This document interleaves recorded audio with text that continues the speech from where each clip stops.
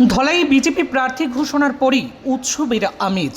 BJP মনোনীত প্রার্থী অমেয়কান্তি দাসকে ঘিরে কর্মী সমর্থকদের ঢল, স্লোগান আর ফুলের বরণে জমে উঠল গোটা এলাকা।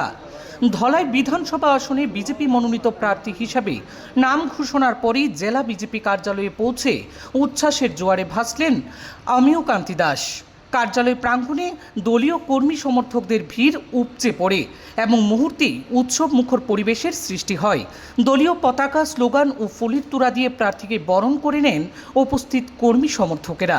তাকে অভিনন্দন জানিয়ে কর্মী সমর্থকেরা পূর্ণ সমর্থনের আশ্বাস দেন। উষ্ণ অভ্যর্থনায় আপ্লুত হয়ে উঠে অমেয়কান্তি দাস সকলকে ধন্যবাদ জ্ঞাপন করেন।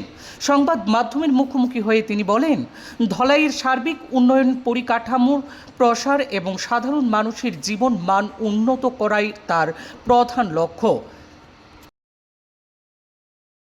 তাই আসন্ন নির্বাচনে জনগণের সমর্থন নিয়ে তিনি জয়ের ব্যাপারে 100% নিশ্চিত বলেও দাবি করেন।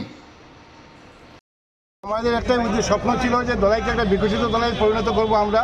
আর আপনারা জানেন, মাননীয় প্রধানমন্ত্রী যখন বলেন যে আগামী 2047-এর মধ্যে দেশকে একটা ভারতবর্ষকে একটা বিকশিত রাষ্ট্র, উন্নত রাষ্ট্রে পরিণত করতে হবে, সেই হিসেবে অবশ্যই আসামকে বাদ দিলে চলবে না। এবং আসামকে এবং ভারতবর্ষকে যদি বিকশিত রাষ্ট্রে পরিণত করতে হয়, তাহলে অবশ্যই আমাদের দলাইকে বিকশিত বিধানসভা হিসেবে পরিণত করতে হবে। সেই উদ্দেশ্যে নিয়ে আমরা কাজ করে যাব।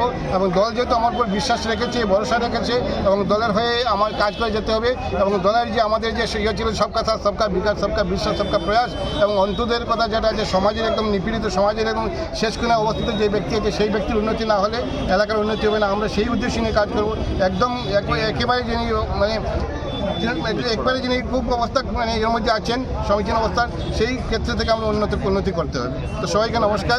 এবং সার্বিকভাবে আপনারা যারা আছেন, আপনাদের সার্বিক সহযোগিতা চাই, এই নির্বাচনেও চাই, এবং আগামী দিনে দলাই কেটে বিকশিত দলাই করতে হলে আমরা আগামী আপনাদের সহযোগিতা চাই। নমস্কার সবাইকে।